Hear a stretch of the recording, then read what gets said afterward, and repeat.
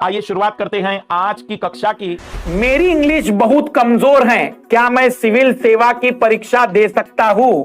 ये मेरे कई लाल लालियों का सवाल होगा कि मेरी इंग्लिश बहुत ही कमजोर है, मेरी इंग्लिश बहुत ही कमजोर है, क्या मैं सिविल सेवा की परीक्षा दे सकता हूं? इंग्लिश की आवश्यकता मेंस में है। कितनी आवश्यकता है मैं आपको याद दिला दूं कि इंग्लिश की आवश्यकता आपको कितनी है लाल लालियों। इंग्लिश की आवश्यकता लाल लालियों 300 में से 75 अंक लाने हैं, 25% अंक लाने हैं, 25% मार्क्स लाने हैं। अगर बहुत वीक है तो मुझे नहीं लगता है कि 3 महीने की तैयारी अंग्रेजी में अगर आप प्रतिदिन 1 घंटे करो तो 90 घंटे में इस अंग्रेजी में 25% अंक नहीं आ सकते। आप जरा लॉजिकल चलो कि अगर आप 90 घंटे पढ़ेंगे, अगर आप 90 घंटे तैयारी करेंगे तो क्या आपको लगता नहीं है कि अंग्रेजी में 25% नंबर नहीं आ पाएंगे? ओनली 25% मार्क्स, 300 में से 75 मार्क्स नहीं आ पाएंगे। अद्भुत है ये।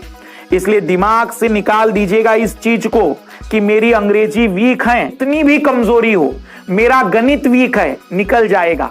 क्वालिफाइंग करना है, कर लेंगे, थोड़ी मेहनत करेंगे। कोई भी कमजोरी है तो उसे अपनी कमजोरी हावी नहीं होने देंगे, उस कमजोरी से लड़ेंगे, हम और मेहनत करेंगे, लेकिन उस कमजोरी के कारण पीछे नहीं हटेंगे। कमजोरी के कारण पीछे हटने वाले इस दुनिया के सबसे बड़े भगोड़े होते हैं। इसलिए कमजोरियों को हावी मत होने देना। इसलिए वीक है तो कोई बात नहीं, 90 घंटे अलग से पढ़ेंगे उसके लिए। मैं हिंदी माध्यम से हूं, क्या इंटरव्यू में मेरे से अंग्रेजी में प्रश्न पूछे जाएंगे?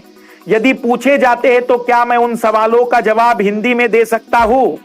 लाल लालियों, इस सवाल का जवाब तो मैंने जब मध्य प्रदेश के जो एडीजी के साथ मेरा इंटरव्यू हुआ था उसमें ही मैंने आप लोगों को बता दिया था।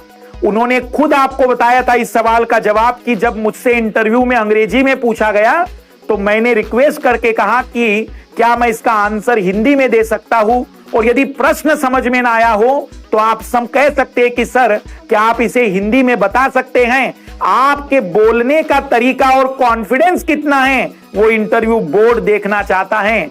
इंटरव्यू बोर्ड नहीं जानना चाहता है कि नॉलेज कितना, इंटरव्यू बोर्ड ये जानना चाहता है कि आप ऐसी परिस्थिति में भी किस तरीके से इन सिचुएशनों को टेकल करते हैं। इसलिए इन चीजों को भी दिमाग से निकाल दीजिएगा। वर्तमान में यूपीएससी भी चाहती है हर राज्य के विद्यार्थी चयनित हो, क्योंकि यूपीएससी को कोई अलग भारत नहीं बनाना है। इसलिए अगर आप देखेंगे तो पिछले 2 वर्षों में अधिकतर बच्चे जो चयनित हुए हैं, भले ही उन्होंने इंग्लिश मीडियम में लिखा हो लेकिन उनकी मदर टंग हिंदी थी।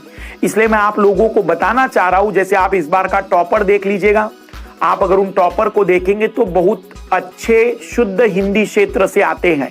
यूपीएससी भी चाहती है हिंदी माध्यम के विद्यार्थी आगे आए, क्योंकि उसे भी वही भारत चाहिए जो सबको चाहिए।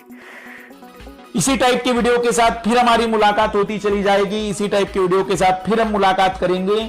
आप इस चैनल को सब्सक्राइब करते चलिए, लाइक करते चलिए, शेयर करते चलिए, और मैं बार बार बता रहा हूं कि जितना ज्यादा हो सके कमेंट्स करके मुझे बताते चलिएगा कि नेक्स्ट वीडियो ये होना चाहिए कि आपको इसमें फेस हो रहा है प्रॉब्लम, तैयारी में कोई भी दिक्कत हो रही है, फिर वो स्टडी में मैनेजमेंट करने से हो सकता है, क्लास और सेल्फ स्टडी के बैलेंस से हो सकता है।